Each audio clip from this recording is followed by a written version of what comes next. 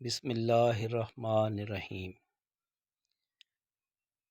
ایک بدو مسجد میں داخل ہوا جبکہ وہاں رسول اللہ صلی اللہ علیہ وآلہ وسلم تشریف فرما تھے۔ اس نے دعا کرتے ہوئے کہا: اے اللہ، مجھے اور محمد صلی اللہ علیہ وآلہ وسلم کو بخش دے اور ہمارے ساتھ کسی اور کو نہ بخش۔ آپ صلی اللہ علیہ وسلم مسکرا پڑے اور فرمایا: تو نے تو وسیع چیز کو تنگ کر دیا ہے۔ پھر وہ چل پڑا اور جب مسجد کے ایک کونے میں پہنچا تو ٹانگیں کھلی کر کے پیشاب کرنے لگ گیا۔ پس رسول اللہ صلی اللہ علیہ وآلہ وسلم کھڑے ہوئے اور فرمایا: صرف اور صرف اس گھر کو اللہ تعالیٰ کے ذکر اور نماز کے لیے بنایا گیا ہے،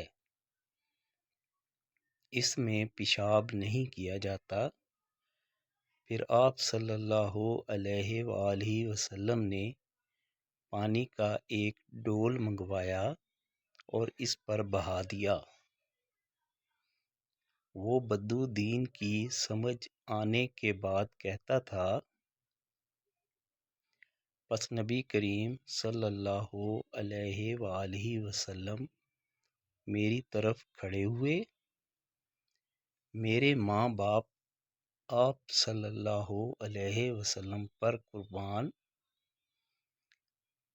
آپ صلی اللہ علیہ وآلہ وسلم نے نہ مجھے برا بھلا کہا، نہ مجھے ڈانٹ ڈپٹ کی اور نہ مجھے مارا۔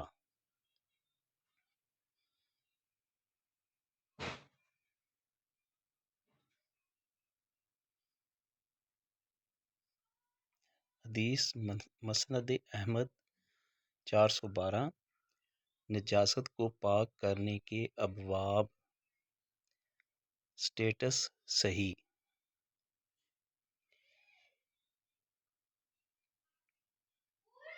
پڑھنے کا بہت بہت شکریہ۔ جزاک اللہ خیر۔